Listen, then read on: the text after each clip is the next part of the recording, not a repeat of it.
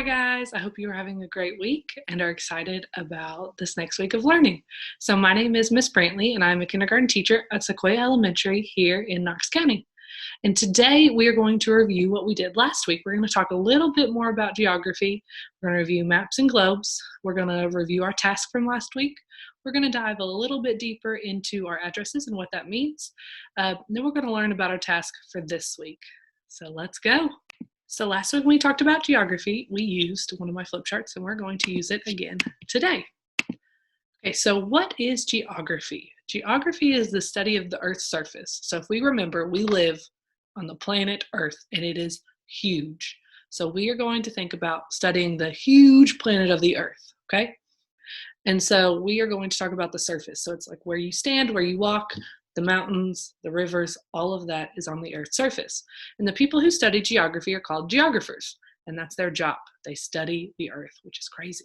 And they use tools, just like you use tools at school, such as paper, pencils, markers, crayons, colored pencils, math manipulatives, books.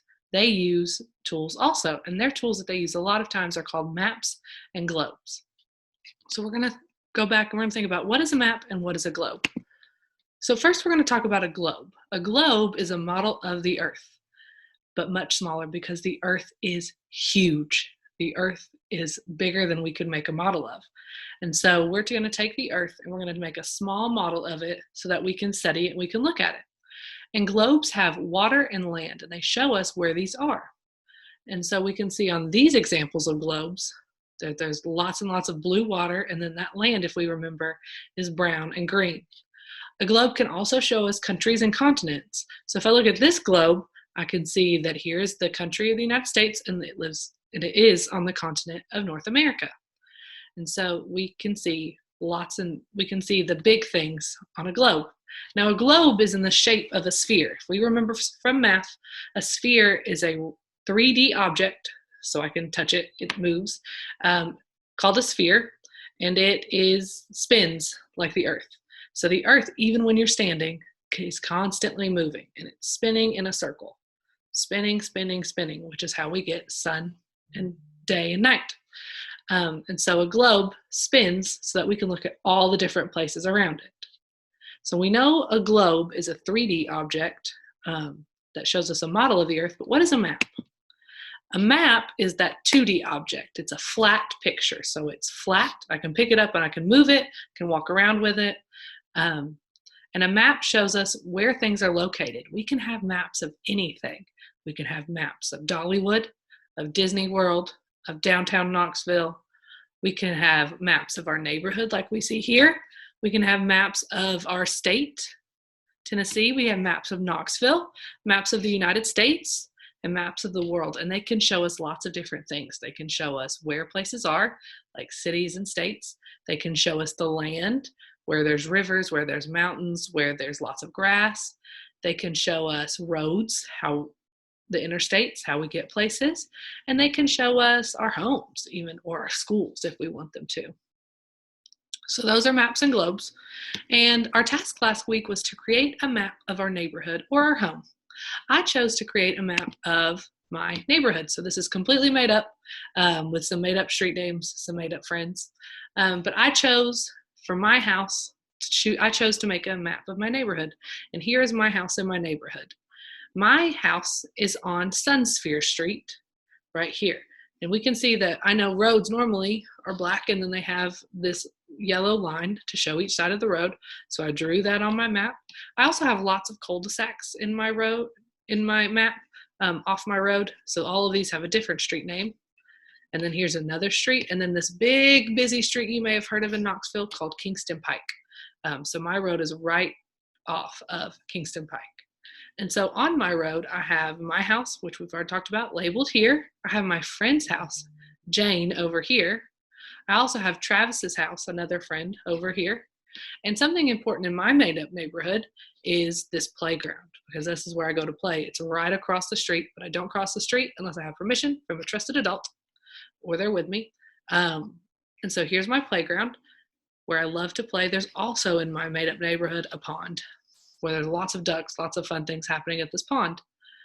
In this neighborhood, there's also this path.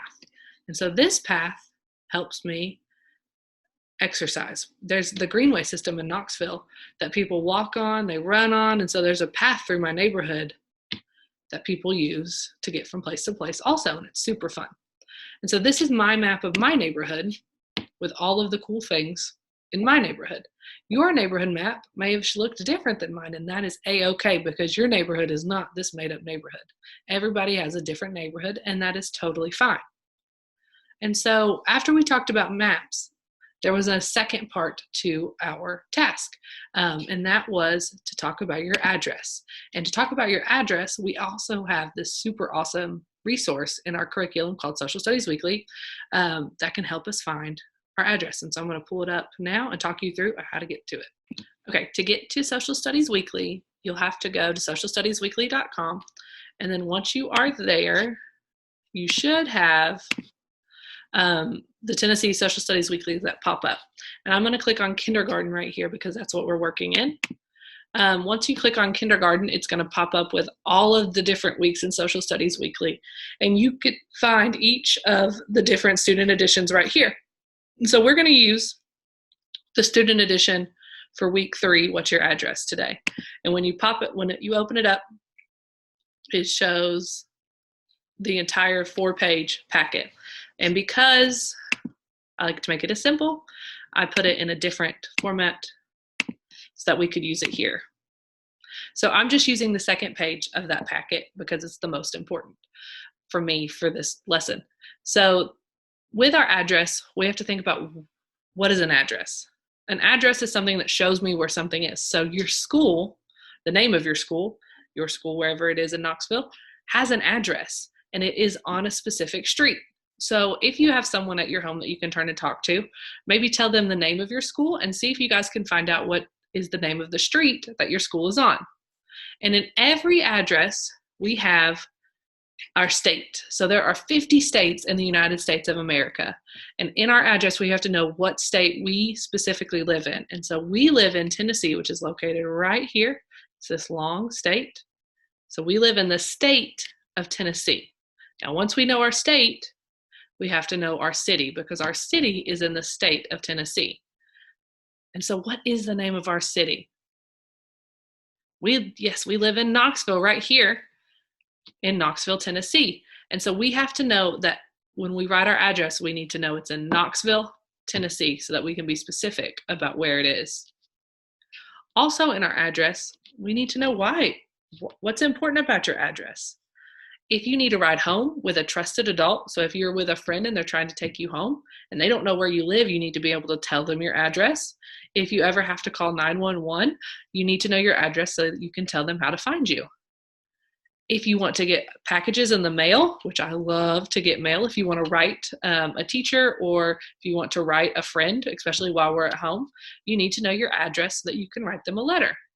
So it's super important that you know your address, but we should never, ever, ever give our address to a stranger. We only give our addresses to trusted adults. So on our address, we have to think that there's some important parts. I'm going to go back to my neighborhood map to think what is important about my address. I have to know the street I live on. So I live on Sunsphere Road. That's part of my address. So when I write my address, I'm always going to write Sunsphere Road. But every address has a specific number so that if you are getting mail, you know exactly which house they know exactly which house to send your mail to. So my special number is 100 Sunsphere Road. And I can look back at my map and know that this is on Sunsphere Road, and then each house is a special number, and mine is 100. And the second part of our map second part of our address is that it is in Knoxville, Tennessee. So I know that my special number for my house is 100.